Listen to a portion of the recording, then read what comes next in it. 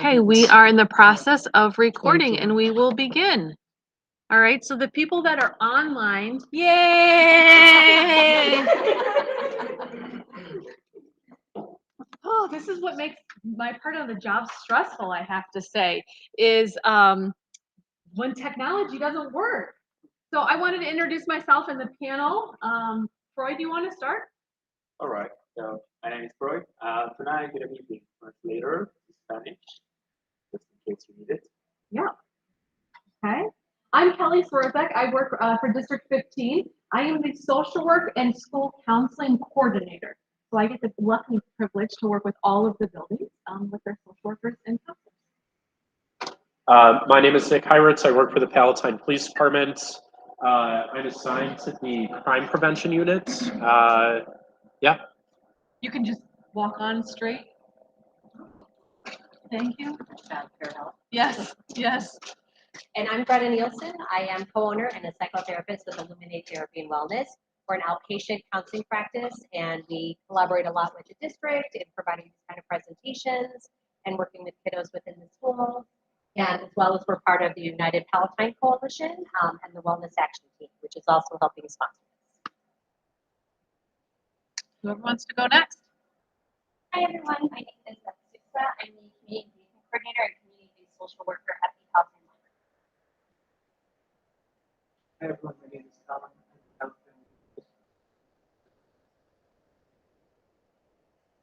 You gotta come closer, talk loud. Now it's like coalition. All right. So we're gonna go ahead and get started.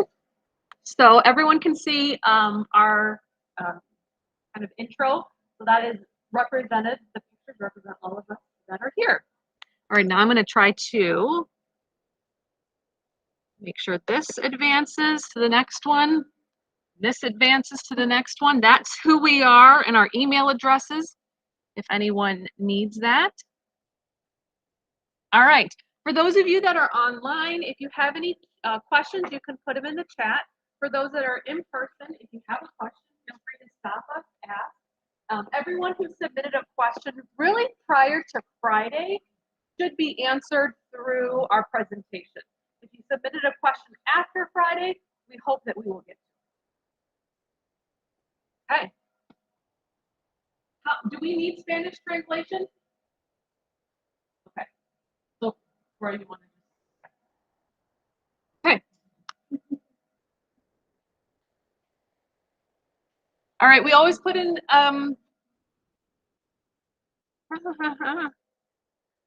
Hey. We always put in a disclaimer, like we are not here to tell you and guide you in regards to therapy or anything else like that. We are just simply here to provide 911. And it made me think of that. We are just simply here to provide information if you are at all concerned about somebody, yourself, or somebody else.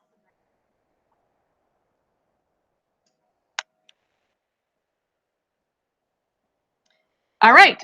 Our main speaker is Palatine Police Department. So I'm going to let Officer Nick take over. He's going to go through a bunch of information just from kind of the lens of a police officer, knowing that this topic is very important, very hot topic, especially nowadays. So I'm going to turn it over to Nick. And then Great. Thank you. All right.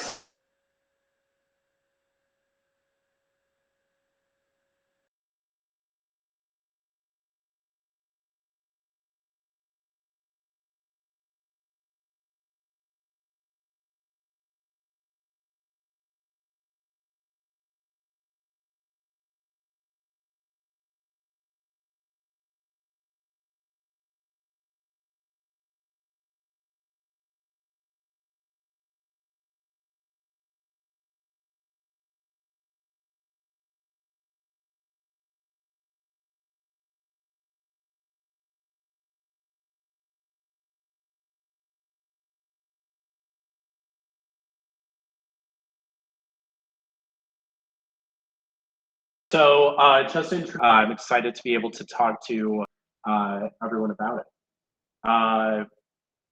Just kind of hitting on social media. That's obviously what we are, as parents, probably most concerned about is how is our child interacting with social media, and are they able to do so in a safe and healthy manner? So we're going to start here with just some utilization statistics. The most commonly used social media apps that we're seeing anecdotally, like at the school level, are Instagram, Snapchat, Facebook, YouTube, TikTok. Those are the ones that we're really hitting on a day-to-day level at the school, at the building level. And I can tell you, again, anecdotally, just from my experience as a school resource officer, the one that I found the most issues with, the one that I found that children struggle to use in an appropriate manner is Snapchat. And so we'll dive into this a little bit more. We're going to dive into all of these a little bit. And I just want to add a disclaimer to this. Just because we see that a certain application is typically abused more often, it doesn't mean that it can't be used in a healthy manner, or that it's not developmentally appropriate.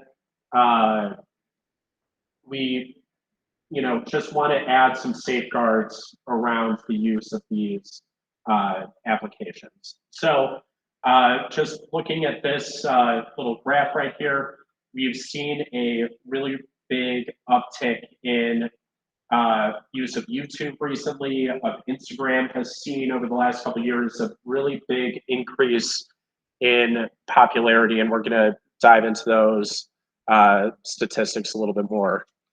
Sarah, you want me to switch these? Just No, I'll hold just, on. yeah, Okay. I'll just do it. Okay. Yep, we're good. Right. Okay. Perfect. Yep. Thank you. So a little bit more information about social media utilization. So the age demographics around who is utilizing Facebook are shifting. The age groups that are using Facebook more often now typically tend to be older people. And so in that 13 to 17 age group, which is that high school age group, but that's the information that we have available to us. In that 13 to 17-year-old age group, we're seeing Facebook utilization decrease and our TikTok, Instagram, Snapchat utilization increase. TikTok, specifically over the last year to 2 years, has become very popular, and we shouldn't think of TikTok as a app that doesn't have avenues for engagement. It's not merely putting a video in front of us that we just constantly scroll through. There are interfaces within TikTok. So it is something to be aware of as we're, as parents, as we're understanding what kinds of media our kids are kind of interfacing with, exposed to. But also as we add in, again, those safeguards.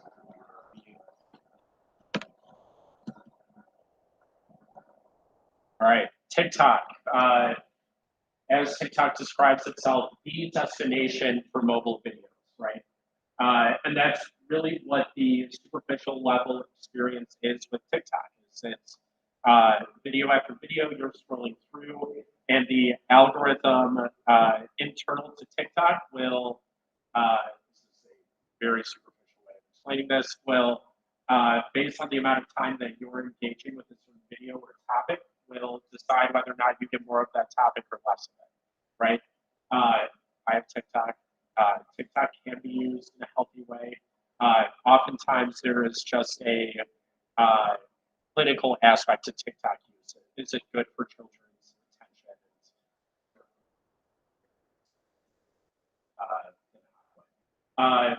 The third point on here that I really want to hit on is there is a direct message in the chat feature on TikTok, right, between users. And it might not be very popularly used right now, or at least it might not be as popular to use as the DM or the chat feature on other apps, but it is still there. It does still allow for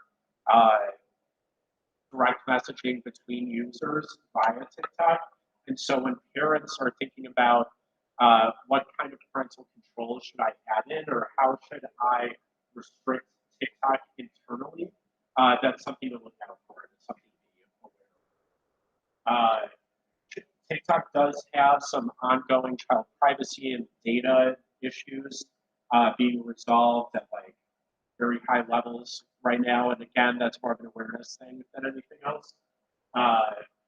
The family pairing feature within that is a really good parental control tool that I would recommend looking into and seeing if it's appropriate for your family or your children. It's a good way of moderating what your child's seeing. That's really what it's aiming for. What kind of content is the child consuming?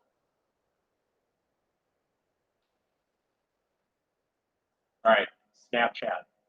I have it right at the top. Anecdotally, this is where I've seen teens run into the most trouble. That comes in two different areas, right? But they're both, what underlies both of them is the fact that Snapchat creates uh, an environment in which a child believes that they can send a chat or an image or a video, and then it disappears and then it goes away forever. And I have conducted a lot of investigations where Snapchat was the medium by which a message of whatever type was sent, and those images do not go away, right? Those videos do not go away, those chats do not go away. Those can all be recorded without notification. They can all be uh, uh, kind of drawn out of the application with for further manipulation. Parents' big thing to be aware of is the snap map. If you shift the screen within Snapchat, your child can adjust the user settings so that Snapchat will display your child's location on a map in relation to other users. And Snapchat has built in proximity sort of buffers around that. So let's say it's 500 feet, that where your child is isn't going to get precise within 500 feet. However, we have seen from a child exploitation angle, we have seen that some offenders will use the map just to locate children that are geographically close to them. And then once they're able to make contact from there, they are able to establish a relationship and further that relationship through the chat feature on Snapchat. This third point kind of ties into my anecdotal experience with this heightened risk of voluntary creation of sexually explicit materials. These are harmful in a multitude of ways, right? A child who thinks that they are voluntarily creating an image of themselves be sent to a significant other, sort of thing. They may not understand that that image is likely to be duplicated and sent to peers within their school, peers within their community, and in the child exploitation arena, we often see that children will voluntarily create images or videos of themselves, thinking they're sending it to somebody who is falsely representing themselves, right? And then that image and that video is often either kept by an adult offender or is then distributed further by that adult offender or traded amongst offenders. So this is my big thing I want to hit on is having a lot of safeguards in place around Snapchat utilization. None of this is to say that, hey, that I don't even have Snapchat or that, your kids' friends don't have Snapchat. They do, I do. it can be used in a healthy way. We just need to build the safeguards in place to make sure children are able to use it in a healthy way. The Snapchat Family Center, when we get talking about parental controls, that's where parents should be going first when it comes to Snapchat.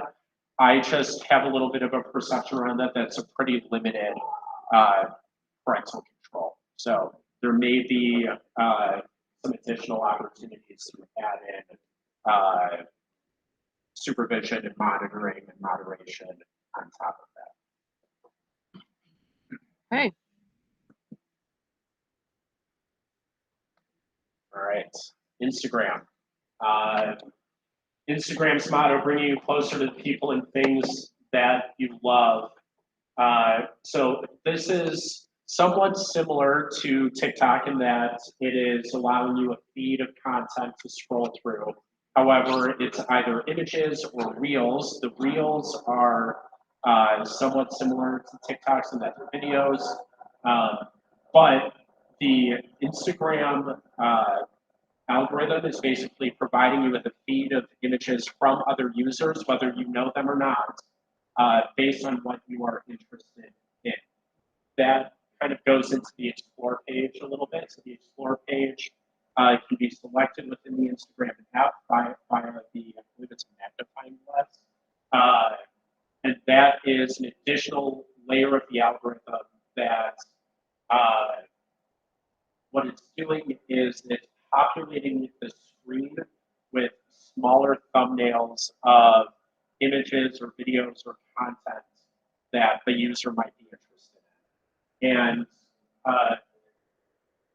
in my role as a school resource officer, I assisted school clinicians with quite a few mental health related situations and cases. And, you know, I had the opportunity to help on a lot of situations where a child's body image was very affected by things that they see on social media. And the Explore page can act in that function, in that it's providing a child with unrealistic body expectations. And it's just something to be sensitive to and aware of, that we should be giving children a consistent message that, you know, what we see on these apps is not necessarily the real world. It's not necessarily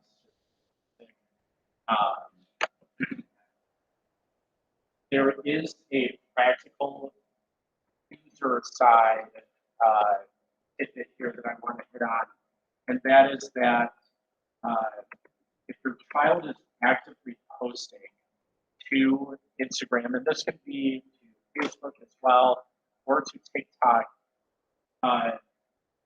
any social media application has an opportunity to divulge personal identifying information that we might not be sensitive to. We might think that it's perfectly harmless for our child to film a TikTok in the driveway, sort of thing. The friends are over, it's the summer, we're going to film a TikTok in the driveway, and we're going to set the phone down, prop it against something, and have the house in the background, and we'll film the TikTok with the house in the background. And we don't think that the house number is, you know, prominently displayed for all to see in an easy Google search, which anyone in this room can do, reveals the address of the child who posted that TikTok, that Instagram, that Facebook post. It's just something to talk to our children about, is being aware of what is also in the background of our social media posts. So that they're having a little bit of a hard time hearing. Oh, I can set. Yeah. I'm good here. Okay.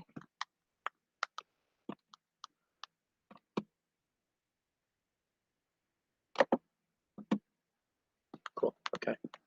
All right. So just kind of talking a little bit, understanding the motivation of what these social media companies, what they're looking for. They're looking for attention, right? if you're not paying money for it, you're the product, right? They're trying to get you to spend money on something. They're trying to affect consumer choices. That's really what's driving a lot of this. Underneath all of that, though, these apps can be avenues by which to disseminate threats. We've seen that in some of the gang-related investigations I've conducted, is that there are platforms by which threats are disseminated, but then also CSAM, child sexual abuse material. These are also avenues by which that is spread as well. So just want to hit on that real quick, and we can move on from there. All right, so diving in a little bit more practical way for parents. These are really more of the more popular apps that we've been seeing parents utilize to monitor their children's social media use, their engagement with social media. And before we dive into them, we're going to jump to that bottom point. Consider that a single app may not have every single feature that you are looking for. A comprehensive solution may require multiple apps. That's just a reality of this. The social media environment is ever evolving, it's ever changing, and the apps that are trying to restrict it or just add some boundaries to it, they are constantly playing catch up with new features that are being pushed out by social media companies. And so it may be worth thinking about, do I need to have one or maybe two apps or maybe even more to offer a comprehensive way of looking at social media moderation for my child, right?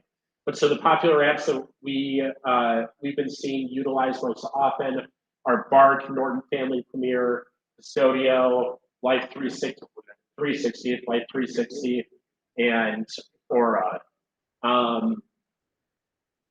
Just because these companies are playing catch up quite a bit doesn't mean that they're not also rolling out really interesting new features. So this is just something for Bark. They are pushing out a internal monitor for risk of self-harm, which is pretty cool. These companies are putting a lot of work into how do we leverage the data that we have access to detect indications of violence or self-harm. And so Bark is really on the forefront of that, pushing that out there. I would qualify that with none of those apps are going to replace a child's strong relationship with a teacher, a clinician, an administrator. That's just, those apps aren't going to do it. If you've got a teacher that your child is close to, or a social worker, or an assistant principal, those people are going to be better equipped to monitor your child for changes or for risky behavior than these apps are. But just some features to consider implementing when you go through this are real-time alerts, right? So that means that you're getting a push notification to your phone the second that specific boundary is breached, right? So whether that's downloading of a specific application, whether that's maybe chatting with a new user that's not familiar to you, that sort of thing. Getting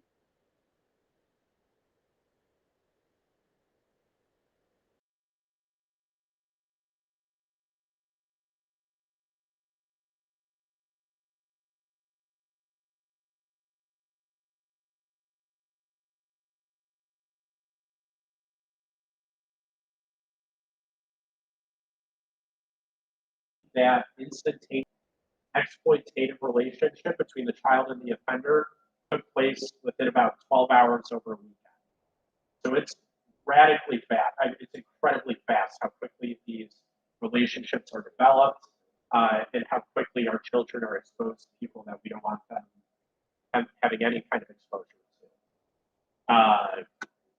So those real-time alerts, screen time restrictions also, I think can be implemented in pretty positive ways. The reporting features that a lot of these apps are pushing out too are really important, because if you're getting a monthly report on your child's app utilization and you're seeing that maybe in your mind, your friends, your social circle, you guys are using Facebook, but then because you've got that reporting set up, you're seeing that your child is actually using TikTok by far, you're kind of weeding out your own biases in regards to social media use, and you're getting direct data about what you should be paying the most attention to. Yeah.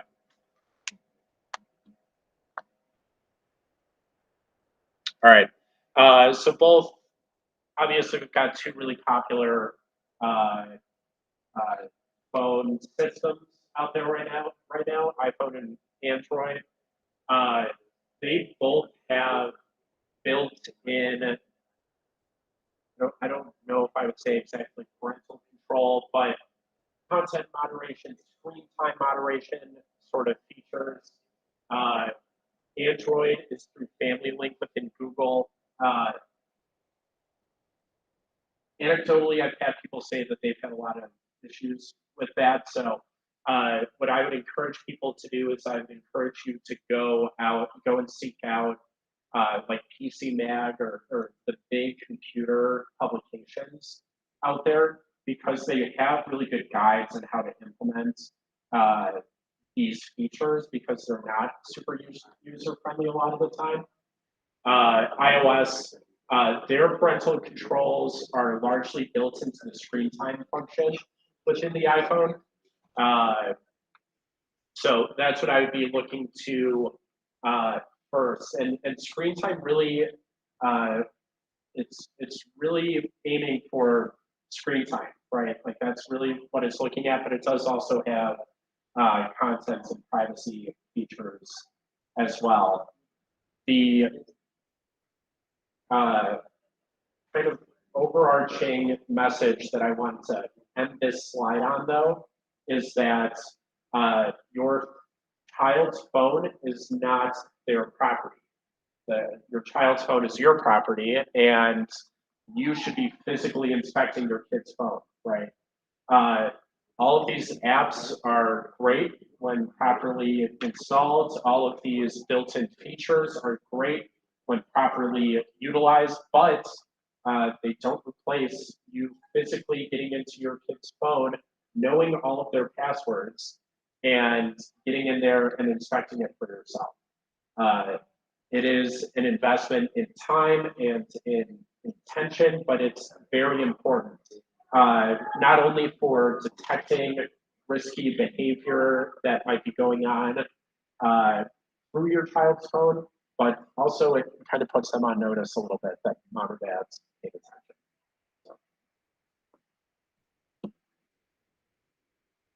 All right, so we had we had a question about the dark web, and there are three different components of the dark web: the surface web, the deep web, and the dark web, right? So we're looking at this iceberg graphic there to kind of understand what that is. But I'll be honest, I've never run into a child using this. It does not mean that they are not, or that that use is not out there. It's definitely something to be aware of. I'm just saying, I did not ever run into this. You need a special browser to access it, and it requires a fairly high level of sophistication to be able to use this proficiently, right? I consider myself pretty tech savvy, and I don't know how to use that. So, yeah. But the dark web also recently has seen, while it's certainly a place where child exploitation material can be traded or can be sold, a lot of the times what we hear about the dark web being used for is a place where you can be sold credit card numbers, social security numbers. It seems like recently it's really turned to that's where people are going to commit fraud, that sort of thing. It's not to say that child exploitation component isn't out there. I just, in my experience, from the user side, from the child side, they're not the ones really using the dark web. That's maybe more from the offender side. And the investigations into that area of the internet are conducted at very, very high levels at the Department of Justice. That's a very federal sort of thing. Our department, the Palatine Police Department, does have an Internet Crimes Against Children task force officer, and he has that very, very specialized skill set that interacts with that part of the world. And those are, again, just these very high level kind of investigations that our children most likely are not interfacing with as often.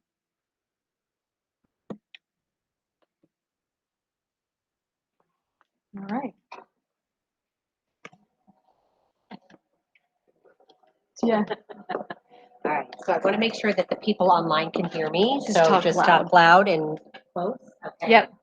So now that you know a little bit about the things that your children are using, now it's time to say, now, how do we help them use it, right? How do we do this? And one of the best ways to do it is to set up some kind of an agreement.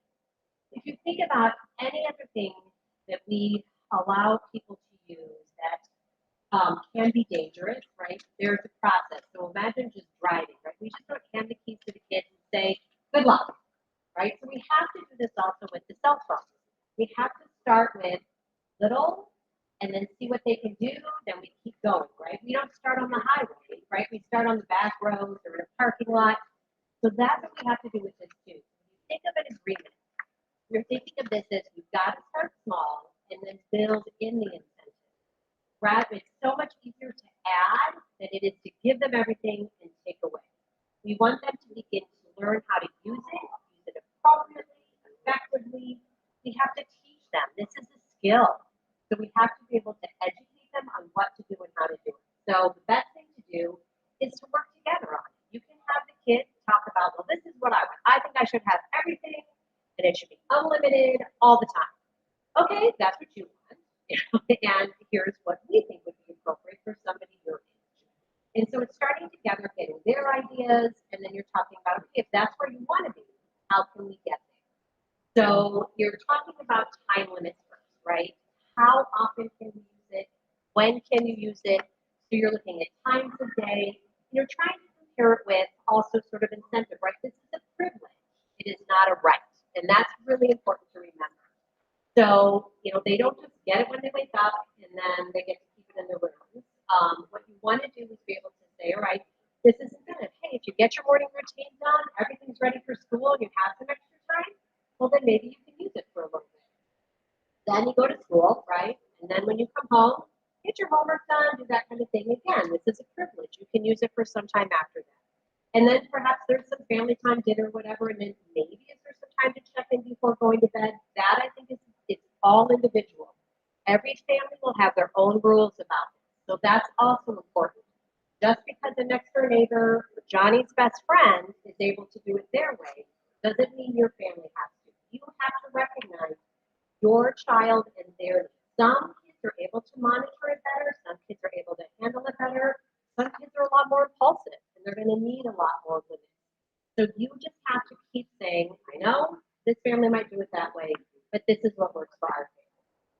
And so trying to say the best ways to do it is to make sure that, especially in the evenings, you're giving them a minimum of an hour. The recommendations are 2 hours before bedtime.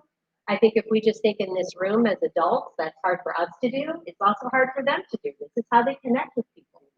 So again, but recognizing that in at least an hour, they need to be able to shut off, shut down, and learn how to be able to regulate their nervous system and get ready for bed without having to count on anything social media. And then weekends, same kind of thing. How do you guys want to do that? Yeah, I think of having rules about, meal time. Having rules about, hey, if we're at your brother's game, you're watching the game. You're not, playing on your phone. Or maybe you do want them because then they won't bother you. That's up to you.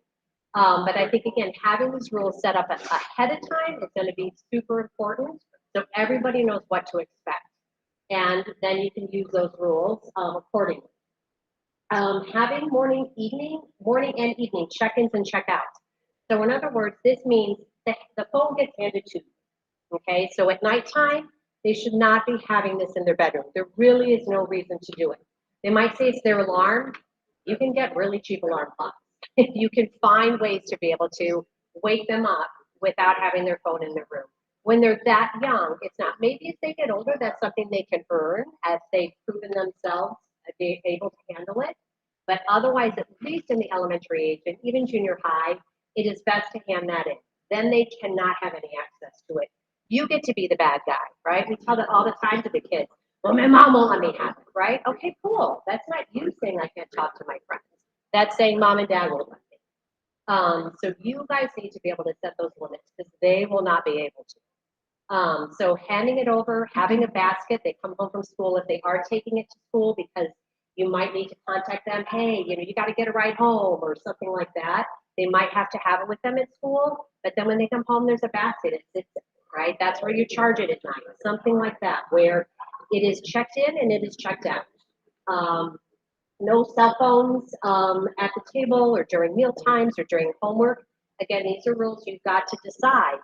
Kids are really crafty. I have to have this because this is where I get, the information for my homework, or I need to use this because, try to find out, well, is there any other way we could do this?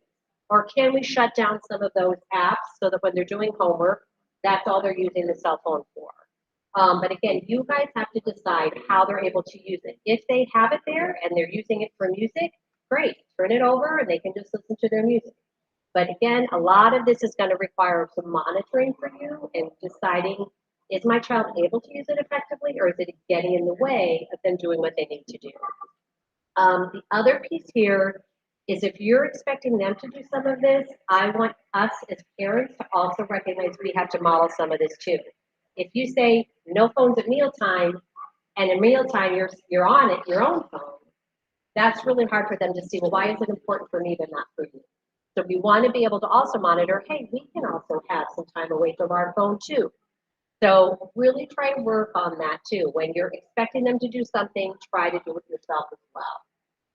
The other thing is really important is trying to limit their use of cell phones in bedrooms, and there's no reason to have it in the bathroom, okay? Again, a lot of people might be using this really innocently and all they're doing is texting, but other kids, unfortunately, are not. Pictures are taken. There's great mirrors in bathrooms, unfortunately. So kids will take a lot of pictures of themselves. If they're in their bedroom with their phone, the door should be open.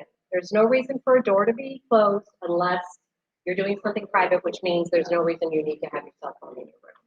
So keep an eye on that too. Kids are doing lots of sharing of pictures in their minds innocently, but when you see some of these pictures, you realize it's probably not that innocent. Routine monitoring, the settings of passwords. Obviously, Nick talked about that. Making sure you know their passwords because kids are so savvy on how to try to get around it. They will create new identities online just so they can have a different thing. I know you're monitoring it, Mom, but I'm going to have my own. The quickest way to know your child has an alternate social media account is if the one they have, they're rarely on. That's the biggest way to know. Like, gosh, they never use Snapchat. You might want to check because they probably got another account. So you have to be able to recognize that too. And monitoring it, Nick talked about it too, I do think, especially early on, you need to require to be friends on whatever accounts they have. This does not mean that you act like a friend on the account. You're not commenting on everybody's stuff. You're not telling somebody, no, that wasn't very nice. You're not doing that. All you're doing is monitoring to try to help them understand what to do. So if you see something, a conversation or a picture, you're not commenting then, but then later on, you're trying to have a conversation with them. Let's talk about this conversation. How do you think that went? Any other ways you think you might have been able to answer that? Or gosh, what do you think about this picture? What if your teacher saw that picture? How would you feel? I'd be super embarrassed. Maybe that's not a picture you want to post. So that's how you want to monitor. You do not want to be their friend necessarily within that, but you want to be able to watch. You want to be able to observe, not comment. Okay, that's the stuff that is really going to bother kids. And you don't want to be on there all the time. If we think about it, this is really their way of communicating, right? We had phones. I had a landline, and my parents didn't listen to every conversation I had. So we have to know that some of this does need to be their privacy. But yet, when they're learning how to use it, they're going to need some education on, did you see how you commented back? Did you see her reaction? Why do you think that happened? You've got to be able to teach them how their words, their decisions are making an impact on other people. So, it just, again, risk management, it talked a lot about that. I'm not going to go into that. Just appropriate content. This is, again, what you're helping them understand. This is the expectation, right? There are no swear words. You're not posting any pictures of any thing that about anybody else. You're just commenting about yourself. Again, it's an education piece. You have to keep helping them. They don't know, right? They're going to be really close. They're going to be so excited when they first get it to be doing all sorts of things. And we kind of have to reel them back and show them, okay, what else do you think you could have done here? And really monitoring and telling them, this is what we think is appropriate. This is what you're allowed to do. And if you don't, these are the consequences.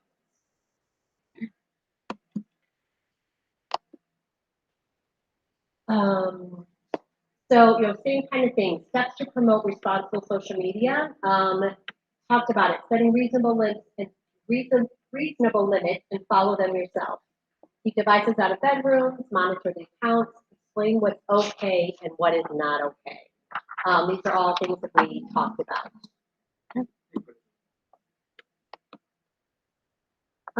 So when we talk about when we start to notice when social media might be having a negative impact on our kids, there are lots of things that we tend to look at, and there's a huge list here. But a couple things that I want to really highlight is the change in behavior. When your kid becomes more isolated, like your child might have been somebody who invited friends over, or used to go out a lot, or used to like to be involved in activities, and all of a sudden they're just, I don't want to do that anymore. I don't need to go out with my friends. I'm just going to stay home. Those are signs that something is going on, right? Does that mean that something's happening negative to them? Maybe not, but it might be a sign that they're too engrossed in doing stuff virtually than they are in person. And we really want to encourage a balance of that. Not just having friends online, we want to be able to have them interact and engage with people in other ways in person. It's really important. And watching for signs of bullying. If you're monitoring it, you're hopefully going to see it. But the latest statistic is that 59%, so close to 60% of any kind of child, teenager online has experienced bullying through social media. Out of that 60%, half of those are in the LGBTQA+ population. So it's really big. Somebody is going to be a victim of any kind of bullying on there. It just is part of how people do it because they have distance between themselves. It's easier to do it. And unfortunately, people can be cruel. And people are insecure at this age, and it's a way to try to get attention or power and control over people. So it's really important that we're watching what our kids are doing, so we're hopeful that they're not doing it, as well as how do we help our child manage it if we see it's happening to them.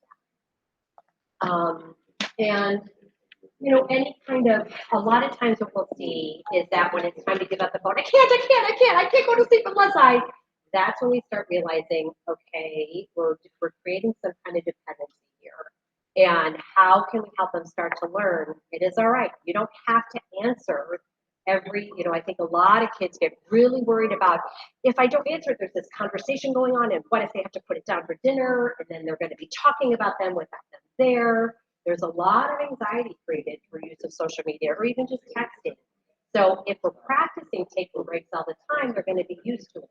But the more that they have to have it, that's when we realize that something is not working right. And we have to practice allowing them to, learn how to not be on it. And those are when we try to take breaks, practice that kind of stuff. There was a So- question that came through Yeah. about appropriate use for, or appropriate age for cell phone use. That's Colin, I believe. Got it.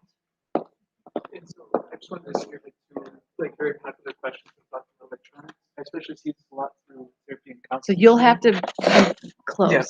Okay. Is the ideal age range to be able to give our children technology, and also on top of that is also how does social media affect their mental health?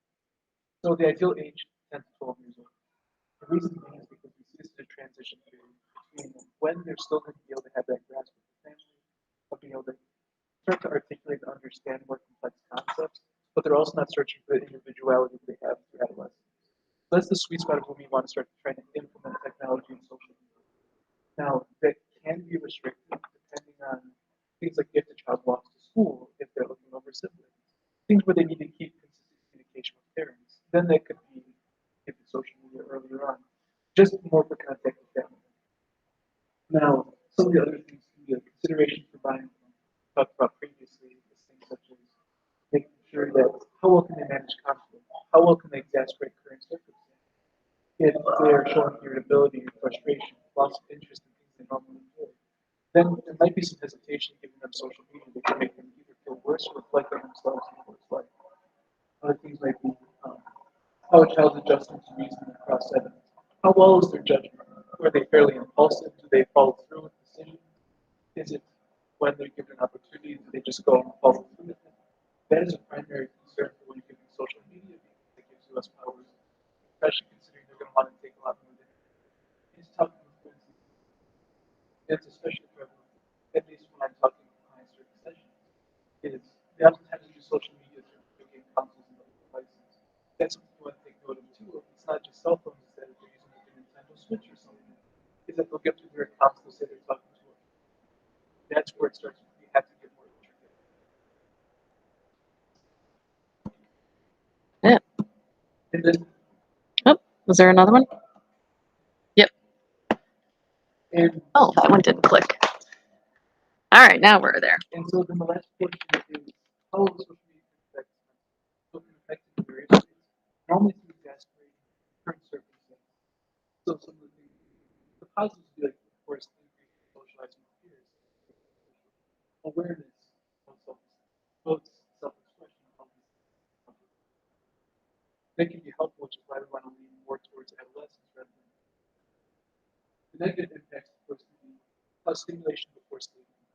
So there are plenty of facets with social media where, as you previously noted, you want to have it not in the bedroom. One of the primary reasons is the type of light coming off the phone and blue light, but also if they're on social media, it's going to stimulate the brain and then it's going to make it. Other things would be like withdrawing from relationships, such as family members, friendships, is that they tend to want to just stay in the room, they don't want to talk with others, socialize with others, and that can also both coincide with that. Additionally, it would be like decreasing confidence in body image, as we talked about earlier, especially is that they can edit photos to make themselves that their peers can edit themselves to give unrealistic. And the last one is just images of online for figures for past trauma. So there have been plenty of instances where I've been talking to children, friends, or people, and send photos or images where they cut them. And so it's being keenly aware of that as a parent, because then your child then has to go through the trauma and heal it. You do not have to. And the last one is just increased compulsions and also higher rates of depression and anxiety, as well as also like so in general, just making sure that limiting as much as you can for social media through early adolescence, just because, like I said before, with sleeping, is that in general, if they're getting more sleep, if they're staring at phones, it's going to give them more likely headaches, it's going to make partner concentrate, it's just going to lead them into a path where they're more likely to be diagnosed with depression. Okay. All right. There was a question that was geared specifically towards school. Does the district have any guidelines as to how many or which apps is it recommending to students in the lower grade level? So I went in and I checked in with our technology department, which is also in coordination with our teaching and learning department. They said that the most common apps that are used at the younger grade levels is News ELA and Seesaw, which is like a classroom type of platform. They said those are the ones that are typically used. They do have a list on our website of apps that are endorsed by the school and used by the school. And that also any app that we use with our students has to be SOPA compliant. I cannot tell you what SOPA means off the top of my head. I just know that SOPA is a very stringent guideline indicating that that app will not share information regarding students. So let's say we have subscribed to Kids National Geographic. That app is not going to track anything from the student guidelines that is then published, sold, reported to, etc. So if you're on the SOPA list as an app, that's a good thing. We will not work with you as a district if you are not SOPA compliant. All right. Yes.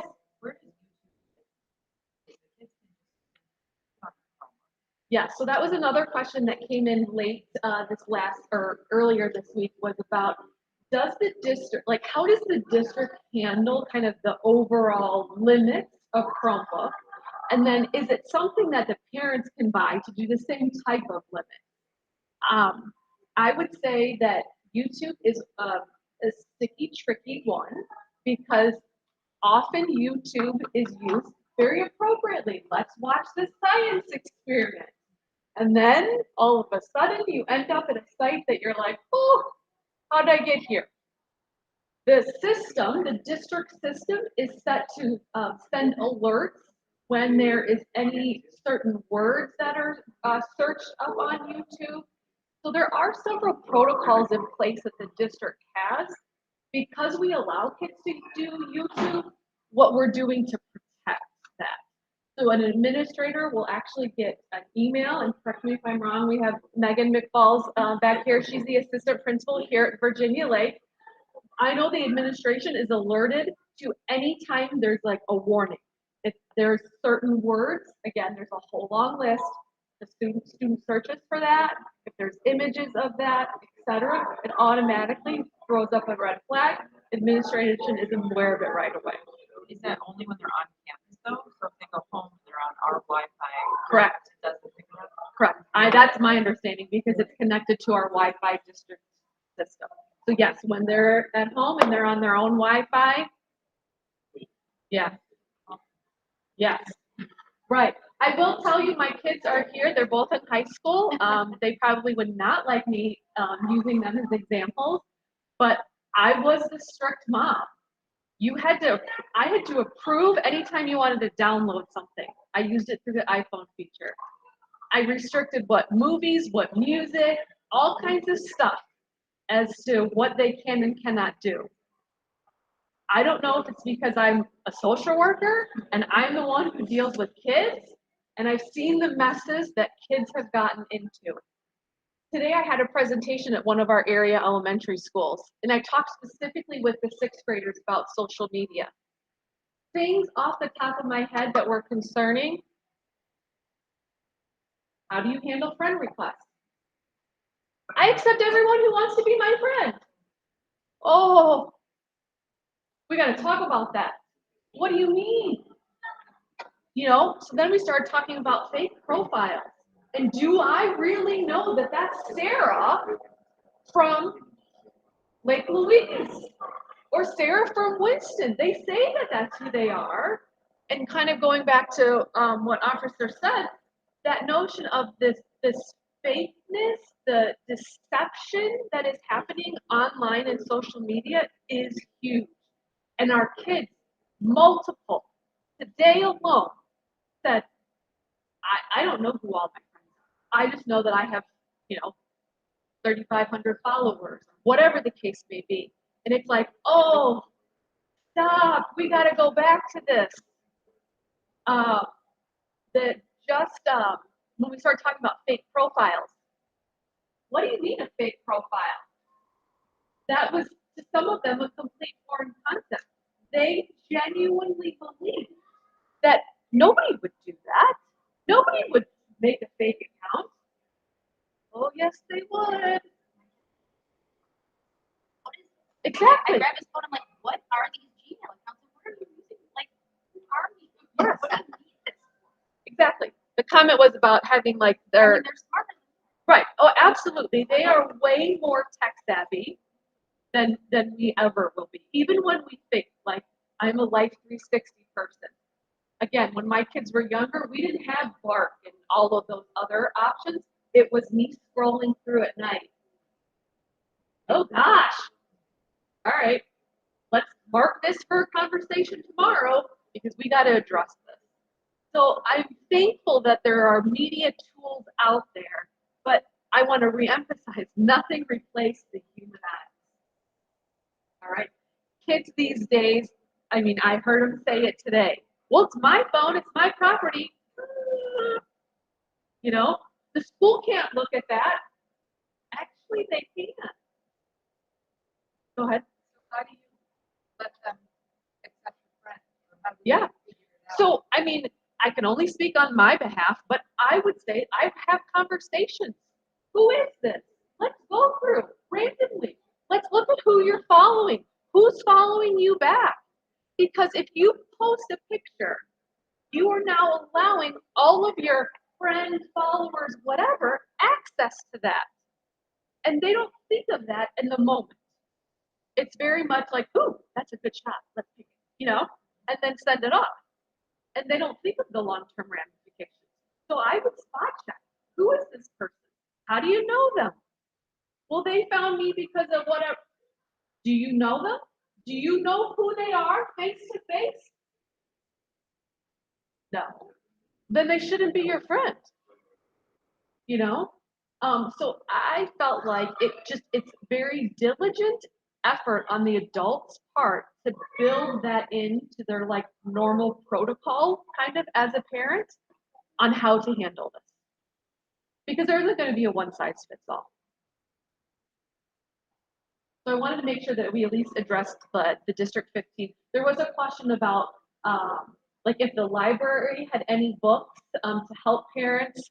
So I know that Beth did some research, and so we can always reach out to her if there's assistance that's needed. I feel like any one of us are here to help answer questions. I will be sending out the PowerPoint presentation. I will send it out in a PDF to anyone who's registered for the event. After the recording is done and completed, it does go to our like media relations department. They snazz it up a little bit, I think, and they put it on the website. That's not an immediate thing, but it will be there soon. It'll be under the Parent University or Parent Night section of our website. So I'm hopeful that if you were able to be here in person or online or not at all, that you'll be able to have at least access to this information. Because I feel like it takes all of us working together, school and home, to keep our kids safe. All right, and I believe there was, why is it that my second grader is coming home multiple times a week saying that his teacher has recommended this or that new app? I would say that most likely it's because that's where our world is going, is technology driven.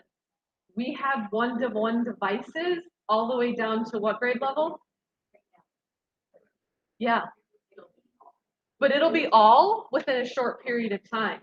So we don't have textbooks anymore. Everyone gets their Chromebook.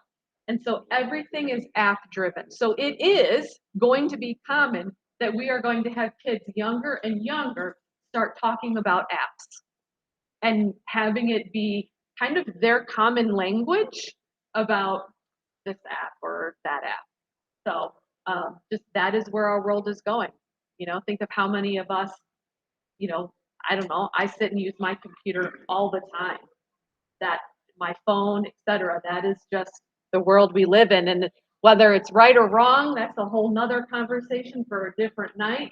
But that's kind of where we're at in education world. Any questions, either from online or from in person, that we can help with? they put any kind of a limit, let's say, to the Chromebooks, that, the kids are gonna use at home, let's just say limit, Yeah, they don't need it. yeah.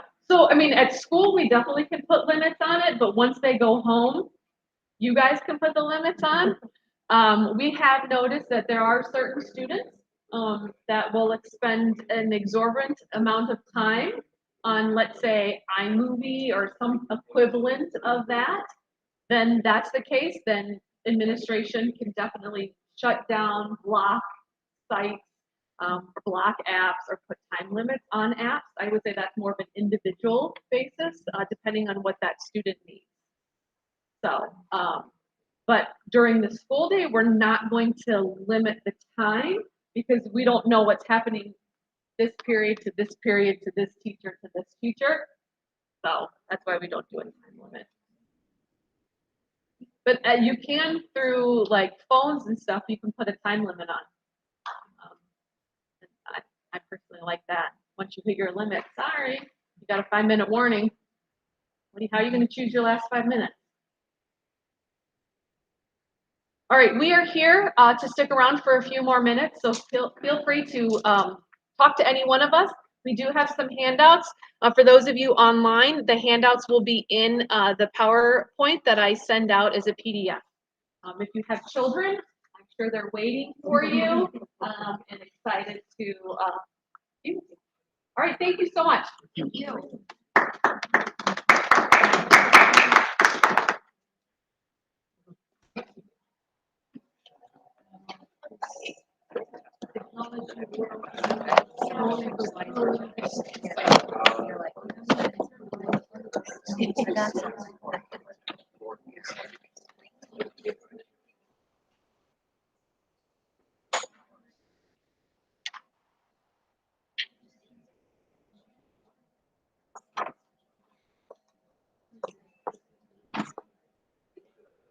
And actually, look.